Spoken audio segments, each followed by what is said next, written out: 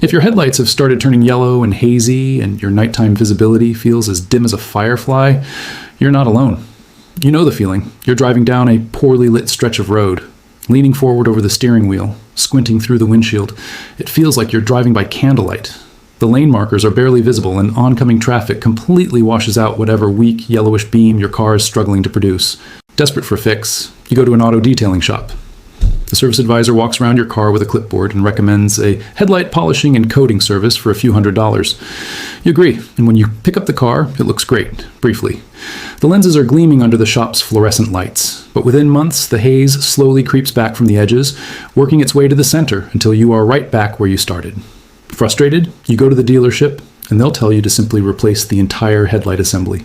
For a modern vehicle, that can easily cost a small fortune, sometimes running well over $1,000 for a single housing. Today, we're going to expose this cycle, and more importantly, break it. I'll show you a method that automotive engineers and professional body shops actually rely on. A chemical restoration process that costs almost nothing, requires only a weekend afternoon, and can permanently solve the problem. If you've been driving your car for more than 5 years, chances are you've noticed this slow degradation. Once clear headlights gradually turning cloudy, yellowed, almost like they've developed dense, opaque cataracts. This isn't just about the aesthetics of your vehicle looking old and tired. It's a serious safety issue. At night, your headlights aren't just producing less light. They are struggling to project that light forward because the beam is being scattered, fractured, and trapped by that thick, oxidized layer on the surface of the plastic. Many drivers misdiagnose the problem. They try upgrading to brighter halogen bulbs, or they spend money switching to high-output aftermarket LEDs, only to realize the real issue isn't the bulb at all. The light source is fine, it's the lens that is failing. And with stricter annual vehicle safety inspections in many regions, poor headlight clarity and improper beam patterns can even cause your vehicle to fail inspection. So naturally, people turn to detailing shops for help. The pitch is always similar. Your headlights are heavily oxidized. We'll do a deep multi-stage machine polish and apply a premium nanoceramic coating. They'll be good as new. And to be fair, right after the service they do look amazing. Crystal clear, smooth to the touch, worth every penny. Or so it seems. But after a few months, especially after a harsh, hot summer of daily driving, you'll notice the yellowing returns, often looking much worse with a chalky, flaky texture that wasn't there before. Why? To understand that, we need to look closely at the material itself. Modern headlights aren't made of traditional glass anymore. Decades ago, glass was standard, but it was heavy and shattered into dangerous shards during impacts. Today, headlights are manufactured using polycarbonate plastic, PC. It's an incredible material, and the same stuff used to make fighter jet canopies and bulletproof glass. It's incredibly lightweight, highly impact resistant against highway rocks, and infinitely safer in pedestrian collisions. But polycarbonate has one massive, unavoidable weakness. It absolutely hates ultraviolet UV radiation. Under constant daily exposure to sunlight, invisible UV rays bombard the plastic, relentlessly breaking down its molecular structure. This radiation causes the polymers to degrade, turn a sickly yellow, and become highly brittle, creating microscopic cracks across the surface. To combat this chemical vulnerability, manufacturers apply a highly specialized factory UV-resistant hard coating on the surface of the lens before the car ever leaves the assembly line. Think of it as a heavy-duty industrial sunscreen combined with a suit of armor. But over time, due to the friction of highway weather, harsh car wash chemicals, acidic bug splatter, microscopic road debris, and general daily wear, this critical protective layer gradually erodes away. Once that factory hard coat is gone, the bare, vulnerable polycarbonate plastic underneath is exposed directly to the sun's UV radiation, and that's when the oxidation process accelerates exponentially. That bare exposure is the true root cause of the aggressive yellowing and thick haze. Now, what about those viral DIY hacks you see online, like scrubbing the lenses with toothpaste, baking soda, or even bug spray? They seem to work, but only temporarily, and they are ultimately a waste of your time. Toothpaste, for instance, contains mild abrasives designed to polish tooth enamel. When you rub it fiercely onto the headlight with a rag, you're essentially performing a very light, incredibly inefficient mechanical polish. You're merely scraping off the very top microscopic layer of the oxidized surface. That's why it looks a little clearer for a few days. But because you have applied absolutely no UV protection afterward, the raw plastic is still exposed, and the yellowing problem quickly returns with a vengeance. It is the exact same story with baking soda and vinegar. It creates a fun, fizzy chemical reaction that provides superficial surface cleaning, lifting away surface dirt, but it does absolutely nothing for actual material restoration. So, what are the detailing shops really doing that makes it look so good temporarily? In most cases, aggressive mechanical polishing. They use high-speed rotary machines, dense foam pads, and harsh, abrasive cutting compounds to physically grind away the entire oxidized layer. That friction instantly levels the plastic and restores optical clarity, but at a massive hidden cost. In the grinding process, they also completely strip away whatever tiny, microscopic remnants of the original factory UV protective coating might have been left. It's exactly like exfoliating your skin down to the raw, sensitive dermis, and then walking straight out into harsh, midday sunlight without a drop of sunscreen. What happens? Severe, accelerated damage. After the aggressive polishing, the shop might wipe on a basic liquid wax or quick-drying synthetic coating to make it look shiny for delivery. But these thin, wipe-on products offer minimal, practically useless UV protection. They burn off or wash away after a few trips through the car wash or a few weeks of hot sun. Left completely defenseless, the freshly polished polycarbonate degrades even faster than it did before you took it to the shop. And just like that, you are trapped. You're back in the shop again a few months later, handing over another couple of $100. That's the business loop. The real solution isn't just endless polishing, it's permanently restoring the protective barrier. You need to remove the dead, damaged material completely and then replace it with a thick, durable, chemically bonded, UV-resistant coating. Exactly like the factory did. This is where the chemical sealing method comes in. And surprisingly, despite sounding highly technical, it is inexpensive, easily accessible, and can be done in your own driveway. What you'll need. 1. Sanding materials. Wet sandpaper.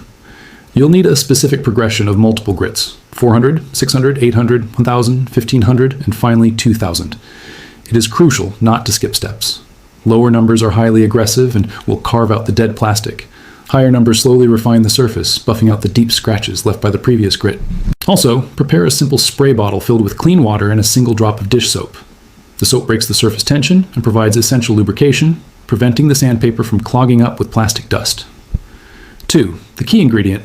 2K clear coat, 2-component automotive clear coat. Pay close attention here. This is the critical component. Do not buy regular hardware store spray paint. Do not buy cheap, single-component, 1K clear lacquer. You need a specific 2K, 2-component clear coat in an aerosol can. Unlike standard spray paint that simply dries as solvents evaporate, a 2K can contains 2 separate chambers, the liquid resin and a chemical hardener. Once activated and mixed inside the can, a catalytic reaction begins. When sprayed, it chemically cross-links and cures into a rock-hard, heavily UV-resistant shell, mimicking the exact chemical properties of the original factory coatings. Note, 2K clear coat contains strong isocyanates. Always wear a proper vapor respirator mask, safety goggles, and nitrile gloves when spraying. 3. Masking materials. High-quality automotive masking tape, large plastic drop cloths, or thick newspaper to completely seal off and protect your surrounding paintwork, hood, and bumper from accidental sanding marks and chemical overspray. Step 1. Sanding. The destruction phase. Take your time to mask off the area carefully, taping under the hood line and around the bumper trim. Then, soak your 400 grit sandpaper in the soapy water, spray the lens generously, and begin sanding. Yes, you need to mentally prepare yourself because you're going to make your headlights look absolutely terrible before they get better. As you apply medium pressure and sand back and forth, you'll immediately see a thick, yellowish or nasty brownish slurry running down the bumper. That disgusting liquid is the dead, oxidized polycarbonate and years of embedded road contaminants physically being sheared away.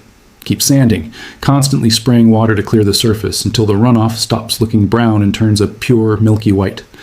This color change is your visual indicator that you have finally cut through the rot and reached clean, healthy plastic. At this stage, wipe the lens dry. The headlight will look completely opaque, heavily fogged, and covered in deep, ugly scratches. It will look ruined. That is perfectly normal. Don't panic. Now, you must progressively move through the finer grits to heal those scratches. 600, 800, 1000, 1500, and finally 2000. The trick here is to change your sanding direction with each new grit. If you sand horizontally with the 600, sand vertically with the 800, then horizontally again with the 1000. This cross-hatching method ensures you are entirely leveling out the grooves left by the previous, rougher paper, rather than just digging the same trenches deeper. By the end of the 2000 grit stage, the surface should feel incredibly smooth to the touch, with a highly uniform, soft, frosted matte finish. There should be no shiny spots and no deep gouges. Step 2. Cleaning. This step is arguably the most crucial for the longevity of your work. Use highly concentrated isopropyl alcohol or a dedicated automotive prep degreaser on a fresh microfiber towel to thoroughly wipe down the frosted surface. You must meticulously remove all microscopic traces of sanding dust, soapy water residue, oils, and fingerprints. Even the tiny amount of oil from a bare finger touching the lens can prevent the clear coat from bonding, causing ugly fish eyes or peeling later on. Once it is perfectly cleaned and flashed dry, do not touch the surface again. Step 3. Applying the 2K clear coat. Put on your respirator mask. Activate the 2K spray can. This usually involves taking a red plastic cap from the lid, placing it on a pin at the bottom of the can, and striking it hard to puncture the internal hardener cylinder. Once activated, shake the can aggressively for 2 full minutes to mix the chemicals. Hold the can perfectly vertical, about 15-20 centimeters away from the lens. Start your spray off to the side of the headlight, sweep across in a smooth, steady motion, and release the spray only after you have passed the other side. Apply a light, even tack coat, and this is where the magic happens.